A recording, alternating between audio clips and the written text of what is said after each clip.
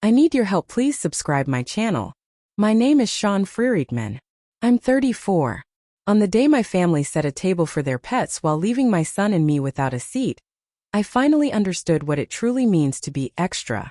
The night before, Paige had called, her ringtone cutting through the quiet of the kitchen while Jamie rinsed blueberries at the sink.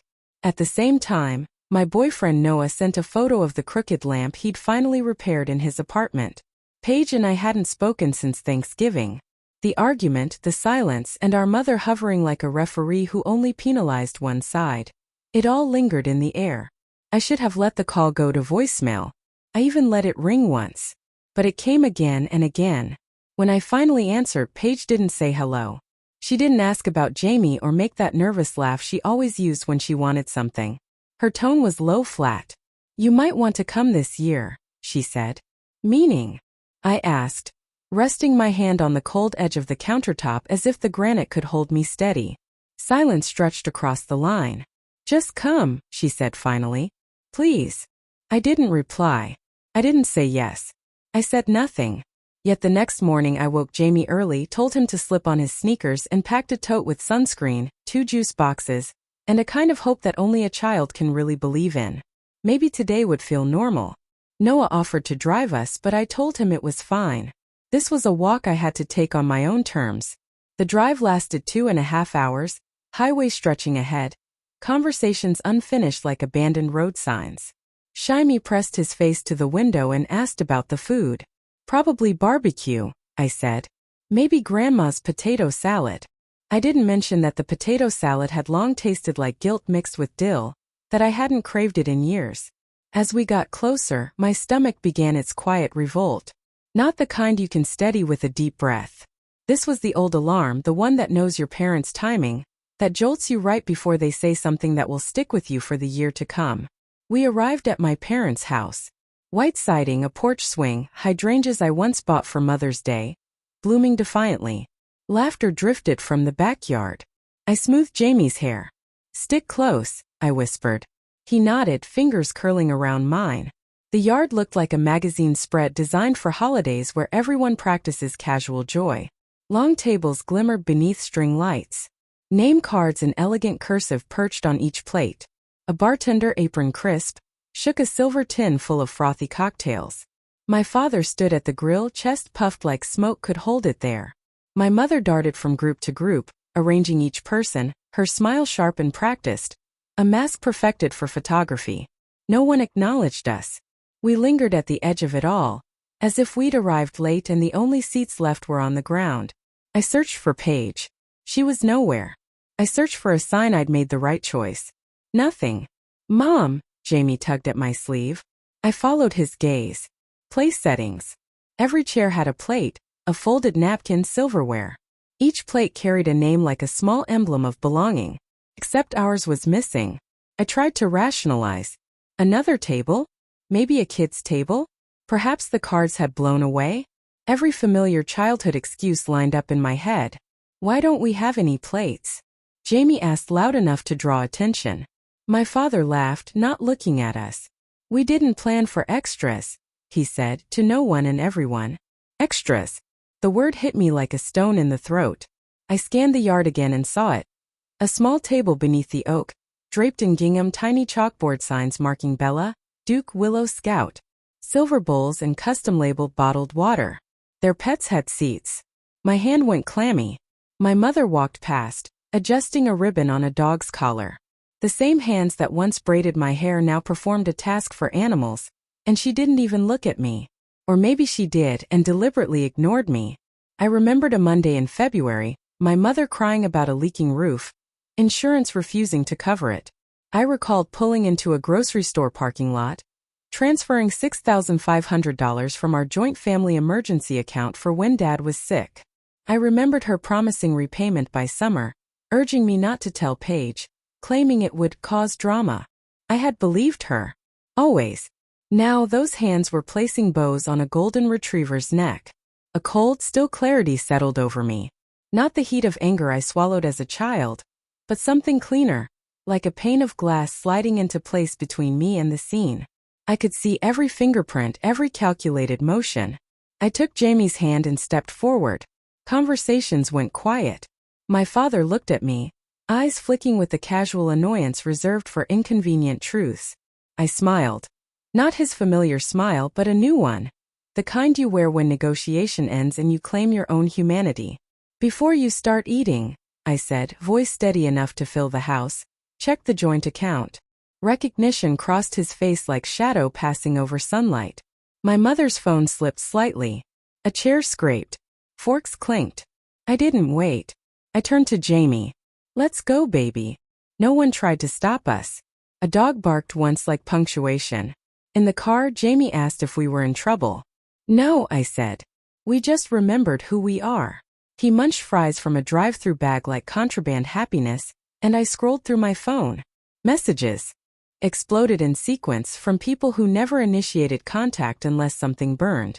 What did you just do? We needed that money for bills. Sean, be reasonable. You're being dramatic. Come back and talk like an adult. Family doesn't do this to family. I read with detached curiosity, as if the words belonged to strangers. Family doesn't do this to family. I repeated it quietly, considering what that word really meant to them. Then came the ones aimed to wound. We were counting on you. You embarrassed us. You've changed. Think about Jamie. Don't punish him because you're angry. I typed nothing. Silence can be a boundary, not a battlefield. I set my phone down and watched the parking lot light flicker, like a nervous eye. Jamie nudged my elbow with his foot. I squeezed his ankle. I'm here, I told him. I'm here. Finally, a new message. Paige. I stared at her name, hesitant, like standing before an old house unsure if you want to enter. 3 words, you were right. No emojis, no softening phrases. Paige, the family's perennial diplomat, the defender, was finally admitting what I had seen for years. The truth had shifted. Noah called. I let it go to voicemail. I wasn't ready to speak, only to feel the small, terrifying relief that follows truth. His text came later. You okay? Want me to come over? I pictured his crooked lamp, now fixed steady. I texted back. Tell you everything later. He replied with a heart and proud of you. I let it settle in my chest like a quiet weight. At home, I tucked Jamie in with the extra blanket he always insists he doesn't need. Then I opened the top drawer where I keep things too precious to discard. Old cards, the silver charm bracelet my mother gave me at 16, the bank transfer printout with roof repair in the memo line. I reread Paige's words, you were right. Not an apology. An acknowledgement. Different, sharper and freeing. I didn't respond. Not yet. Silence felt like a room I wanted to inhabit for one night. Tomorrow I'd ask. What did she mean by things aren't what they seem? Why call me like a witness?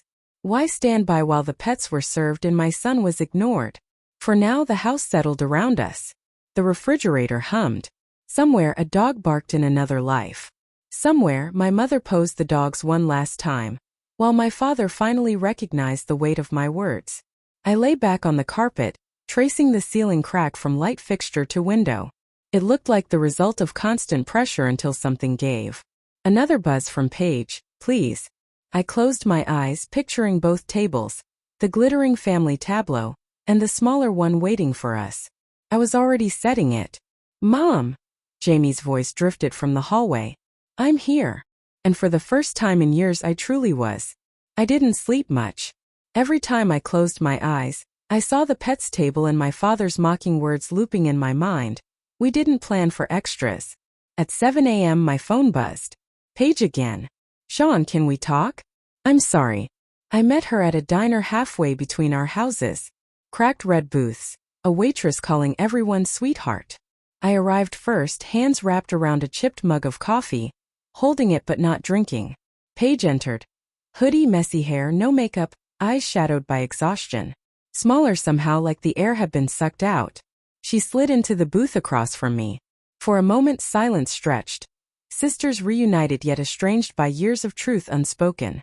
You were right, she whispered.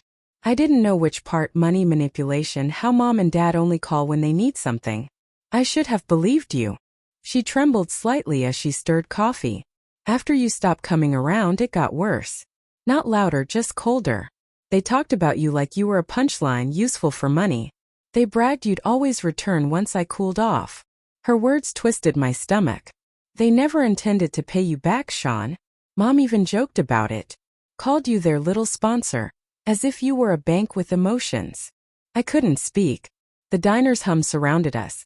Clinking plates, low chatter, the hiss of coffee being poured. Paige continued, voice breaking. I needed you to see it, to understand what I've lived with. Things aren't what they seem. You were right, she whispered again. The relief was sharp but fleeting. Truth always asks, what now? So what are you going to do? I asked. Paige exhaled. I can't stay there. It's not a home. It's a machine. Roles are rigid. Those who give are praised. Those who resist are punished. I forgot what it is to think for myself. I felt a mix of anger and pity, but she sensed it. You don't owe me forgiveness. I just needed you to know I see it now. We sat in silence. Then I said the only thing I could. Tomorrow noon. I'm going to their house. If they won't truly talk, I'm done. Paige nodded. When I left the diner, the sunlight was blinding, wrong for the weight we had carried. On the drive home, Noah called. How'd it go? Like pulling a splinter that's been lodged for years. You get it out, but it still hurts. You're doing the right thing, Sean. The right thing still feels awful. That's how you know it's real. At home, Jamie built block towers on the living room floor. Did you see Aunt Paige? I did. Is she still mad? No. She's just sad. That's okay. That night I walked through the house, turning off lights. Each click was a promise to myself. I revisited old messages from my parents. We're proud, you're our rock, just need a little help. And saw them as scripts. I drafted a new message, tomorrow 12 p.m. I'll be at the house. If we don't talk, we're done. Sent. No reply. For the first time, that didn't unsettle me. It made me certain.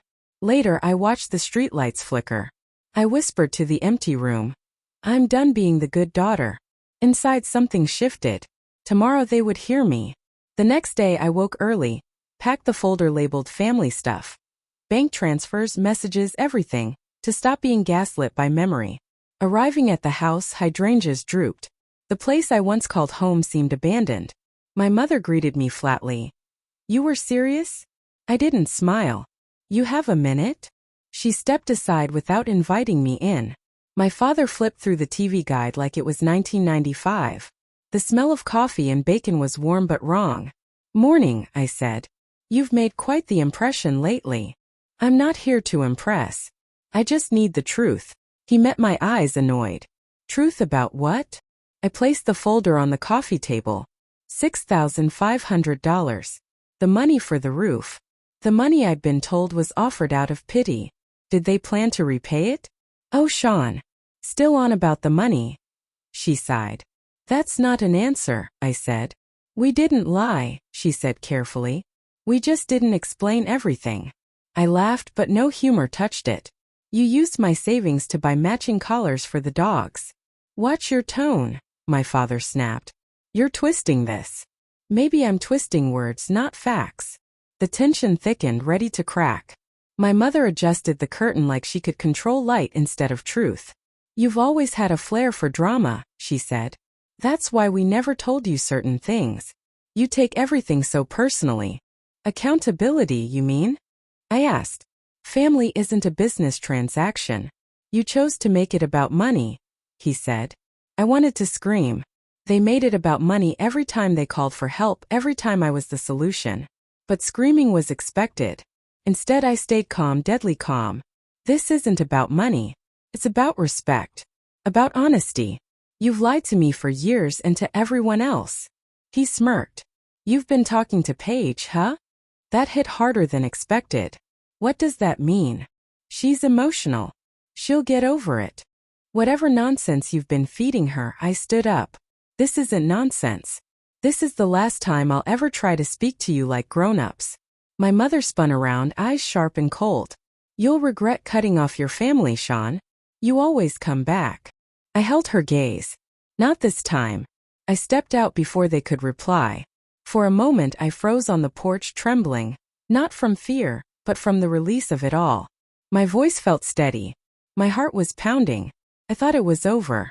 But with people like them, silence isn't calm. It's planning. 3 days later, Paige sent me a screenshot. A Facebook post, an old Christmas photo of Jamie from 2 years ago. He wore a red sweater, frosting on his nose, sitting on Mom's lap. I had taken that picture myself. The caption read, "We don't get to see him much anymore, but we'll always love our sweet Jamie. Family is complicated, but love is simple." A red heart emoji ended it. The comments overflowed with pity. "Your wonderful grandparents. He'll come back. Don't worry. Family always finds its way." My hands shook. They'd done it again, twisting the story before I could even breathe. Me. I couldn't believe it. Paige called immediately. "She's already telling people. Says you lost it at the reunion. That you're having a breakdown." My chest burned. They were turning me into the villain. "They've done it before," Paige added. "They'll keep doing it. Be careful, Sean." So I did what I always do when reason fails. I documented everything: screenshots, texts, timestamps, the digital shield of someone accused. Part of me still wanted to hope this was the worst of it, that public humiliation was their ceiling. I underestimated them. That night, I sat in the dark living room while Jamie slept down the hall. The TV was muted, playing some cooking show where every task stayed neat and controlled. I watched contestants slice vegetables, thinking how simple life looked when all you had to do was follow directions. The next morning, I dropped Jamie at school, kissed his forehead, and told him I'd be early for pickup. He gave that shy, gap-toothed grin that makes everything worthwhile. At 3 p.m., I pulled into the pickup line as usual. The bell rang. Children poured out, laughing, backpacks bouncing. 5 minutes passed. 10. 15. No Jamie. I parked and went inside. The receptionist smiled. "He's already gone, Miss Friedman. Picked up at 2:15. The world tilted. "Picked up by who?" "Your parents," she said gently. "They're listed as emergency contacts. They showed ID. We double-checked." I couldn't breathe. The air thickened like syrup. "They weren't allowed." My voice cracked. "They didn't tell me." "Is everything okay?" she asked. But I was already running. I called my mom. No answer. My dad. Nothing. Then Paige picked up on the first ring. "Sean, I just heard. I think they took him home. I'm on my way there." "I'm already driving," I said. I don't remember most of the trip.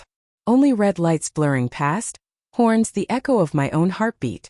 By the time I reached their street, my hands shook so badly I nearly dropped the keys. I didn't knock.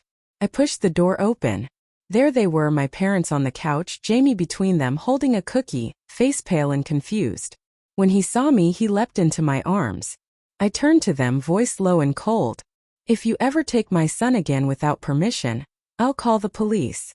Mom blinked as if I had spoken a foreign language. "We just wanted time with him. You've been so distant." Dad stood. "You're overreacting, Sean. You left him on the contact list. That doesn't give you permission to kidnap him." "Kidnap?" he scoffed. "You make everything sound so dramatic." I said nothing. I tightened my grip on Jamie's hand. "Say goodbye, honey." He looked at them, then back at me. "I don't want to go with them again," he whispered. Mom's face crumpled, not from guilt but from losing control. We walked out. The air outside felt lighter, freer. In the car, Jamie murmured, "They said, you said it was okay." I stared at the road, voice steady. "I didn't." He nodded, quiet, small fingers clutching the hem of his hoodie. That night he fell asleep in my bed, hand in mine. I didn't sleep at all, counting every breath, feeling the walls of my old life finally close behind me. The next morning I emailed the school, attached custody papers, and demanded my parents be removed from the emergency contact list. Then I printed every message, every fake apology, every post caption. When Paige arrived that afternoon, she was furious. "They don't see what they did wrong," she said. "They're claiming you manipulated me, that you're unstable." I laughed. A sound almost inhuman. "Of course they did." Then she handed me a small flash drive. "Listen to this recording. You'll understand why I'm moving out." She left before I could ask more. That night, after Jamie fell asleep, I played it. Static, then voices. "My parents. Mom. Sean needs to think she's in control. Let her cut us off. Dad. She'll come back when she's tired or broke. Mom. Or we go through Jamie. He's soft. He trusts people. I froze. My own heartbeat filled the silence. They didn't love us, they strategized us. The next morning I called a realtor. Calm, professional, detached. 2 bedrooms, good schools, quiet neighborhood. Showing this weekend works. By the time I hung up, I was trembling, not from fear, but from something final, irreversible. No undo button. No going back to the version of me that believed family could be fixed. Jamie colored at the table, humming. I told him we might move. Will Aunt Paige come too? He asked. Yeah, I said softly. She's looking for a place nearby. He smiled. Can we have a dog? I laughed for the first time in weeks. Yes, honey, we can for a while. Things were calm. I changed my number, blocked my parents. The phone stayed quiet. Too quiet. Then one morning an envelope arrived. No return address, my name in Mom's perfect cursive. Inside, a letter. Sean, we understand you're upset, but this has gone too far. You're confusing boundaries with cruelty. We're your parents. We deserve respect. A sticker at the bottom. A smiling child like the ones Mom used to stick on our lunchboxes. I crumpled the paper, smoothed it, realized this wasn't apology, it was manipulation. I didn't respond. 2 weeks later, Paige and I moved into a small duplex at town's edge. Rain and freedom in the air. We painted Jamie's room yellow, hung his drawings, adopted a floppy-eared dog named Penny. Every night, Penny slept beside him like a guardian angel. Mornings I make coffee while Paige scrolled jobs and therapy options. We stopped talking about our parents. Some silences don't hurt, they heal. One evening as the sky turned gold and pink, an email arrived. FamilyFirstAlways.com. We know where you are. Families always come back together. You'll see. I tightened locks, installed a camera. Paige suggested police, but I wanted proof first. Maybe a mistake. 3 days later the school called. My blood ran cold. Jamie had been picked up early, by someone posing as me. Tires on wet pavement, my own breath echoing. Police were there when I arrived. Jamie shaken but safe. Security footage showed a scarf, purse, fake ID. Mom's. Something in me snapped quietly. That night, after Jamie slept clutching Penny, I called a lawyer. Custody lockout. Restraining order. Change schools. Change locks. You're doing the right thing, Ms. Friedman. Survival, not justice. I sent everything, recordings, letters, emails, footage. Deleted my parents' numbers for good. Weeks passed. Slowly, normal returned. Jamie stopped checking the door. Paige laughed again. Penny grew and learned fetch. I glimpsed my old self in the mirror. Softer, steadier, quiet. One night, Jamie presented a drawing of 3 stick figures and a dog. That's us, he said. Tears blurred the page. Perfect. 6 weeks later, finally home. No threats, no letters, no guilt, just us. Nights, I tucked Jamie in under his yellow nightlight. Penny curled beside him. That's peace. Not bought with apologies but built with people who show up. Peace isn't forgiveness. Sometimes it's distance. Silence. Breathing for the first time. I sit by the window, tea cooling, reflecting on everything. Reunion, missing plates, money, manipulation, the moment I said no. My parents wanted control, they lost a daughter. They may spin the story forever, but I have my truth. I didn't forgive. I stopped hoping for change. Family isn't who raises you. It's who helps you escape. 6 months without their voices. Silence isn't loneliness, it's protection. Life in the duplex settled. Paige found a job, therapy helped. Jamie thrived. Kids bend where adults break. One night he asked, "Are Grandma and Grandpa still mad?" "I don't know, honey," I said. "But that's not our problem anymore. Can we make brownies tomorrow?" "Yeah," I whispered. And life moved forward. Quiet, ordinary, real. Months later, my father's lawyer sent an invoice, claiming my money was stolen family funds. I laughed, forwarded trust documents and recordings. The claim vanished in a week. Silence tasted sweet. Sometimes Paige and I drive past our old town, windows up, radio low. House looks perfect. Hides the rot. Once Paige whispered, "Do you think they miss us?" I shook my head. They miss control. Later, a hand-delivered invitation. Mom and Dad's 40th anniversary. No names. I tossed it. That night, brownies, movie, laughter. No phones.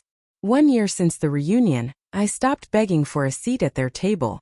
Now I build my own. Sometimes I think of the girl in the backyard mistaking silence for peace.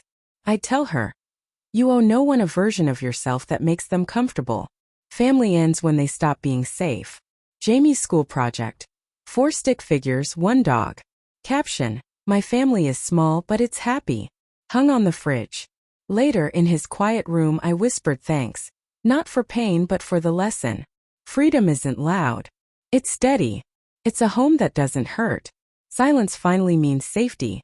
I'm not the daughter they wanted, but I am the mother my son deserves.